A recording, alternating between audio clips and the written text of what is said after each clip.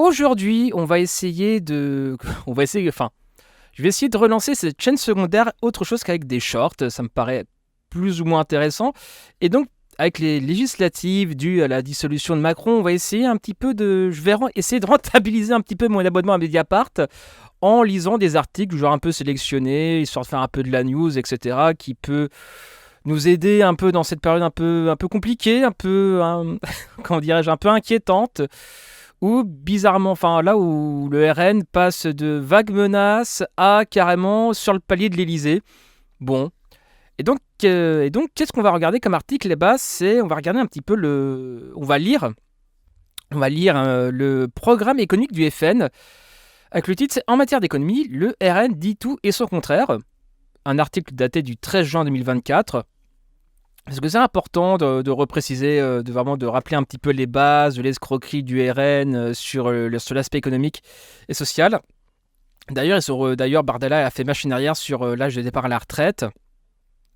Il a reculé aussi sur d'autres trucs, je ne sais plus précisément, mais globalement, voilà, face à la potentialité d'exercer le pouvoir, bizarrement, voilà, en termes économiques et sociaux, le RN, étrangement, voilà, ironiquement, voilà, ça fait prout, comme dirait un grand philosophe chauve. Donc, bref, on va lire cet article. Jordan Bardella ne veut plus abroger la réforme des retraites d'Emmanuel Macron, revenant sur une promesse du mouvement d'extrême droite.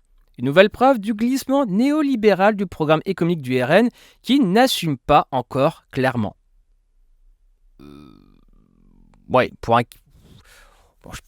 Personnellement, je ne dirais pas glissement, je dirais éclaircissement. Voilà, je pense qu'ils avaient des mesures sociales par démagogie, on va dire, par électoralisme, pardon. Et là, face à la potentialité d'exercer le pouvoir, ça s'éclaircit en fait, tout simplement. Il y a de la clarté. Parce que quand tu es dans l'opposition, en plus, la stratégie du vautour du RN fait que il laissait un petit peu la LFI un peu s'écharder. Ils arrivaient comme des vautours en mode oui, nous sommes responsables, oui, nous sommes pas le sbeul, etc., etc. À un moment donné, quand il faut vraiment dire clairement les choses, quand il faut vraiment prendre position, etc., là, bizarrement, là, ça commence disons que la clarté se fait au grand jour. Quand c'est flou, c'est qu'il y a un loup. En l'espace de quelques jours, les cadres du Rassemblement national ont de nouveau illustré la capacité de leur mouvement à dire tout et son contraire en matière d'économie. Cette fois-ci au sujet de l'abrogation de la réforme des retraites de 2023 d'Emmanuel Macron, repoussant l'âge légal de départ de 62 à 64 ans. Réforme combattue farouchement par les députés RN à l'Assemblée nationale. D'ailleurs, c'est sur l'article, ils ont écrit en inclusif. Ok, bon, Mediapart fait des... Ok, voilà, petit détail, voilà. Vu que c'est du podcast, vous n'avez pas l'image, mais voilà, je le dis, député, c'est écrit en inclusif, voilà, petit détail. Dans la droite ligne du programme de Marine Le Pen de 2022, qui refusait tout allongement de l'âge de départ, le député RN Thomas Ménager déclarait lundi 10 juin sur BFM TV, au lendemain de l'annonce de la dissolution de l'Assemblée nationale par Emmanuel Macron, nous reviendrons sur la réforme injuste des retraites portée par Emmanuel Macron. Les paroles. J'aime pas Dalida. Mais là, c'est de circonstance. Et de préciser qu'en cas d'accession du parti xénophobe... je sais pas. Et de préciser qu'en cas d'accession du parti xénophobe à Matignon, il y aura une réforme juste, celle que Marine Le Pen proposait pendant la présidentielle, que le RN a proposé dans l'hémicycle lors du débat des retraites il y a quelques mois. Soit complètement le retour à la retraite à 60 ans pour les personnes entrées dans la vie active avant l'âge de 20 ans. Mais le lendemain, qui est sauté sur RTL, sur une éventuelle abrogation de la réforme des retraites d'Emmanuel Macron, le président du RN, Jordan Bardella, s'est montré beaucoup plus mesuré. Nous verrons, j'ai la lucidité et l'honnêteté de dire aux Français que la situation économique que nous allons hériter dans un pays qui pulvérise sous Emmanuel Macron les records de déficits commerciaux, de déficit public et de dette sera compliqué. Si c'est compliqué, pourquoi en faire des caisses là-dessus en fait de là à dire qu'il nous prend pour un con. Au journal Le Monde, Renaud Labaille, secrétaire général du groupe RN à l'Assemblée, a même confirmé que le retour à la retraite à 60 ans Pour les personnes ayant travaillé avant 20 ans, l'une des mesures phares du programme de Marine Le Pen de 2022 ne figurerait pas dans la plateforme programmatique du parti pour les prochaines élections législatives. Un sacré rétro-pédalage. Issou. En façade, le Rassemblement national explique son revirement par la situation dégradée des finances publiques laissée par le chef de l'État. L'ardoise d'Emmanuel Macron va être terrible. Prévenant Sébastien Chenu sur le plateau de CNews mardi. Mais l'argument est un peu court, et ce pour une raison assez simple. Le niveau élevé du déficit public ne date pas d'hier. Oui, c'est vrai, aussi. Lorsque le RN proposait il y a peu l'abrogation de la réforme de Macron de 2023, les finances publiques étaient sensiblement dans le même état qu'actuellement. Il y a certes eu, fin mars, une réévaluation à la hausse du déficit public par l'INSEE de 4,9% à 5,5% du PIB pour 2023. Mais avouons qu'il en faut tout de même peu pour que le RN tourne kazakh et perde de vue ses supposés grands principes sociaux. De là à dire qu'ils n'ont jamais existé, il n'y a qu'un pas qu'il faut franchir allègrement parce qu'on met le pied où on veut et c'est souvent dans la gueule. Alliance avec le RN. Une raison plus évidente au revirement du Rassemblement national sur les retraites est la perspective d'une alliance électorale pour les législatives avec le parti Les Républicains, annoncé mardi le 11 juin par son président Éric Ciotti, dit le gnome, ça c'est moi qui l'ai rajouté, depuis exclu du parti. En fait, la décision de justice a un peu donné raison à Ciotti. Mais bon, c'est le bordel c'est le bordel. Les LR militent historiquement pour les réformes néolibérales, dont le recul à l'âge de départ à la retraite à 65 ans. Alors oui, effectivement, par alliance politique, on peut supposer que le RN aurait pu abandonner le truc, mais je pense que déjà de base, il n'y croyait pas tellement, que c'était juste une promesse en l'air. Pour le RN, il faut donc montrer patte blanche auprès d'un parti qui juge sévèrement les positions économiques du mouvement d'extrême droite. Pour preuve, le 23 mars, sur la scène d'un meeting de sa tête de liste François-Xavier Bellamy, Éric Ciotti n'avait pas de mots assez durs sur le programme de celui qui est désormais son allié. « N'égarez pas votre vote au Rassemblement national », exhortait-il. Il accentuerait la dégringolade financière et budgétaire avec leur programme économique qui réhabilite l'assistanat. Il nous isolerait davantage dans le monde. Un truc un peu annexe par rapport à Ciotti. Enfin, je sais que voilà, Pécresse, soi-disant, l'aurait giflé. Bon, c'est une fake news. Mais j'avouerai que cette image de Pécresse qui gifle Ciotti, je suis là, et finalement Pécresse, est-ce qu'on l'aurait pas jugé un peu vite? Tu vois, si. Là, y a du bon en elle. Même si c'est une fake news, mais cette idée-là m'avait fait beaucoup fait rire en disant peut-être il reste du bon en elle. Ça m'a fait de rire ce truc-là. Mais bon, fake news, je reprécise fake news, voilà ça restera que dans l'imaginaire et dans le monde du peut-être. Pour ne pas brusquer les LR, le député RN Julien Audoul tempérait lui aussi mercredi sur France Info l'idée de s'accrocher coûte que coûte à l'abrogation de la réforme des retraites de Macron. Quand vous constituez un gouvernement d'union nationale, vous mettez autour de la table des gens qui pensent pas du tout la même chose, a-t-il argué. Notre combat pour une retraite juste avec le départ de 60 ou 62 ans, nous y sommes profondément attachés. Mais dans le cadre de cette union, l'objectif, c'est de se rassembler sur des points qui font consensus avec les Républicains. En même temps, si tu fais alliance avec ces gars-là, c'est que tu as une certaine proximité idéologique. Ouais. Peut-être que le social, ça parle peut-être pas trop à la droite, je sais pas. Et les députés RN de lister le grand nombre de points d'accord qu'ils partagent avec LR sur les questions d'autorité ou d'immigration. Certes, pour connaître clairement les points d'accord sur le terrain économique, il faudra repasser. De là à dire que pour eux, l'économique, c'est secondaire. Peut-être en apprendrait-on davantage si le programme économique du RN, préparé par le député Jean-Philippe Tanguy, chargé de ces questions au parti, est censé être prêt depuis le mois de janvier, était publié. Interrogée sur TF1 sur l'imminence de cette publication avant le scrutin du 30 juin, Marine Le Pen a répondu par un éclat de rire. Mais quelle connasse, mais sans déconner. Genre, Madame Le Pen, votre programme économique. PDR, on n'en a pas, lol. Ce niveau de détente des mecs, il est quand même assez incroyable. On demande tout bêtement le programme du parti, et la meuf, je vois tellement la scène d'ici, quoi. Enfin bref. On pourrait le publier, mais la réalité, c'est que le président de la République a choisi 20 jours pour ces élections. Nous allons concentrer nos efforts sur des propositions très claires issues de notre projet. bah, il n'y a pas d'économie dans le projet. C'est, mis à part, moi, ce que j'entends là-dedans, ouais, on est que raciste, on a que ça, on a que cette carte de notre manche, et puis c'est à peu près tout. Voilà, c'est aussi transphobe, etc., antiféministe, voilà, mais on a que ça dans notre jeu, et le reste, on s'en bat les couilles, ça va suffire.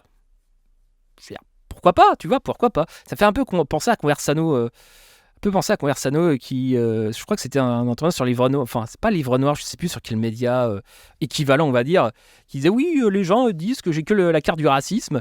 Bah, en vrai, ouais. Et aussi, concernant les bonnes nouvelles, Daniel Conversano est atteint d'une maladie grave. On suppose que c'est un cancer parce que ça fait depuis des semaines qu'il n'a pas fait de vidéo et que son traitement aura des répercussions sur son physique, voire même sur son état général. Bon, on suppose que c'est un cancer.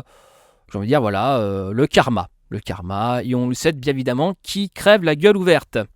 À droite, en économie. Du reste, il y a fort à parier que le prochain millésime économique du RS sera plus libéral que le précédent qui avait été publié pour l'élection présidentielle en 2022. Le programme de 2022 ayant été lui-même plus libéral que celui de 2017. La prise de position récente de Jordan Bardella sur le sujet des retraites est, de ce point de vue, cohérente avec la droitisation des propositions économiques du RN. Moi, je pense que c'est une droitisation générale. C'est eux qui dictent le tempo du niveau de droitisation générale en plus. Hein. Ou c'est peut-être Reconquête. Je sais pas, il y a match. Dites-moi ce que vous en pensez. Rappelons que les mesures empruntées à la gauche, retraite à 60 ans pour tous, défense des 35 heures, sauvegarde du statut de la fonction publique, remise en cause de la loi travail, qui avait permis au parti d'extrême droite de gagner un électorat populaire en 2017, n'avaient pas été préservées dans le programme de 2022. Outre les mesures économiques xénophobes de préférence nationale pour l'attribution des aides sociales, qui sont une constante à travers les années chez le RN, le programme économique de 2022 faisant en effet la part belle aux baisses d'impôts, TVA, impôt sur le revenu, impôt sur les sociétés, impôt sur les héritages, etc. et de cotisations sociales. Des mesures que des partis comme le LR ou LREM n'auraient pas reniées. Des propositions réellement de gauche, entre guillemets, il ne restait dans le programme de 2022 du RN que la nationalisation des autoroutes et le retour à l'âge de départ à la retraite, certes édulcoré par rapport à 2017, à 60 ans, pour les personnes ayant commencé à travailler avant 20 ans. Et c'est là que je me dis, j'ai bossé avant 20 ans. Mais si c'est point de détail. Depuis, le RN poursuit discrètement mais sûrement la droitisation de son discours économique, se rapprochant de plus en plus des positions du parti présidentiel.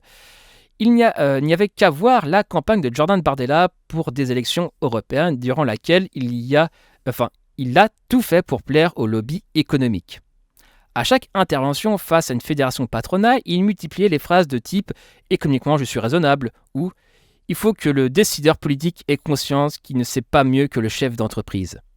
Difficile de faire plus pro-business, ou pro-capitaliste, au choix.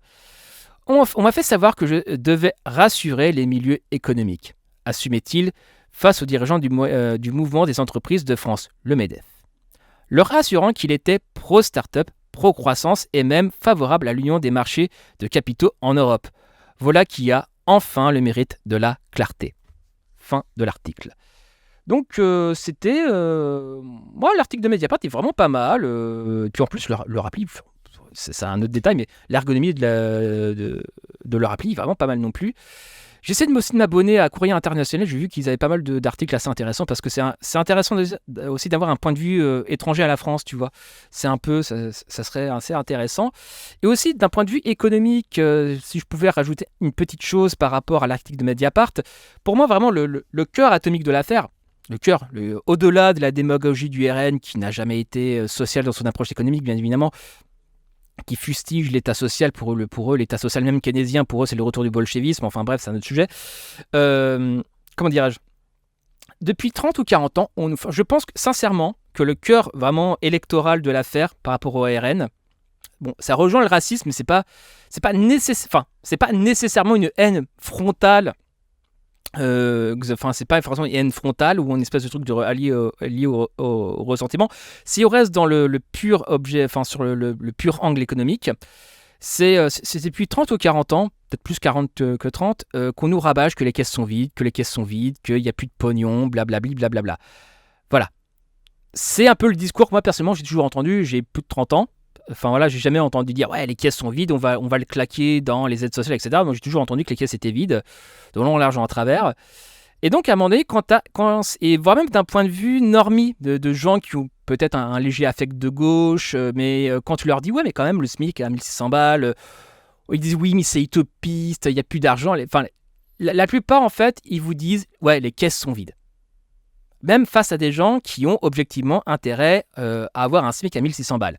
Net, voilà, enfin, selon le programme du Fonds populaire. À un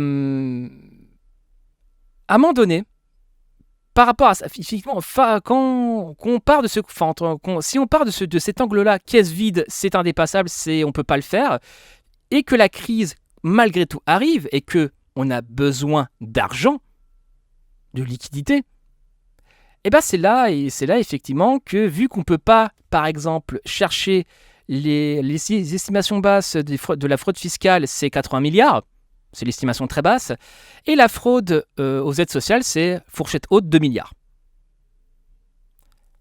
Vu que les caisses sont vides et qu'on a capitulé la possibilité de taxer les grands profits, etc., à un moment donné, face à la crise, mécaniquement, si la fraude fiscale, on ne peut pas l'avoir, on aura la fraude sociale, qui certes est beaucoup moins importante que la fraude, la fraude financière, on va dire ça comme ça, fraude fiscale, voilà.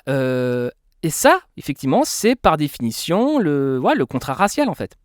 C'est quand ça devient un peu trop dur économiquement en cas de crise. Ouais, la société est pensée de telle façon que les emplois les plus précaires sont occupés tendanciellement, c'est pas une catégorie pure, mais tendanciellement par ce qu'on appelle des racisés, quoi, des Renois, le petit, même moi, quand j'étais ado, voilà, qu'on voulait se moquer un petit peu de l'épicier du coin qui était rebeu, tu vois.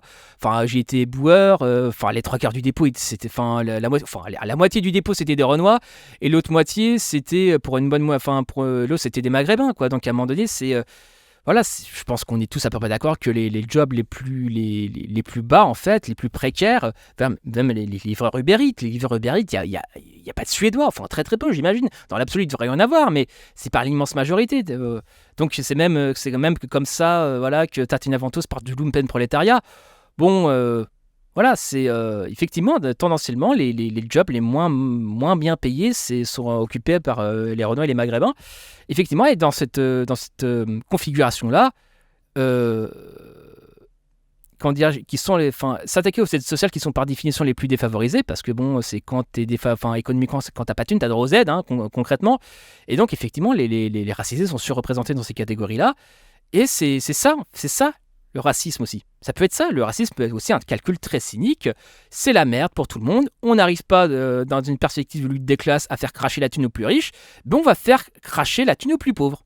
Même si c'est beaucoup moins impactant, au moins c'est toujours ça de prix. Ça fait partie du contrat racial. Je mettrai ça dans la description, le livre. Donc effectivement, même s'il n'y a pas de volonté purement xénophobe et raciste, la société est organisée de telle manière qu'au bout du compte, ça se voter pour les RAID au nom, justement, de les caisses sont vides et que faut quand même les aides, on touche trop, etc. Tout en pensant le problème en disant que en se disant que non, ce ne sont pas les aides qui donnent trop, mais c'est le travail qui paye trop peu. Il y a toujours ce paradoxe-là, quelque part. Donc, faire ce choix-là, faire le choix du RN sur cette perspective-là, c'est faire, objectivement, le choix du racisme. Même si c'est pas dans le cliché, dans l'imagerie vraiment facile du raciste haineux et qui rêve de tuer les Maghrébins et les Renois du matin jusqu'au soir, ou voilà. Mais c'est un choix objectivement raciste. C'est un choix conscient. Parce que, effectivement, c'est peut-être plus facile de taper ceux qui sont en dessous que ceux qui sont au-dessus. Et au-delà d'être raciste, c'est une attitude profondément lâche aussi. Mais bon, après, c'est que mon humble point de vue. Enfin bref, c'était Martin Eden Auderguio qui sent bisous à vous.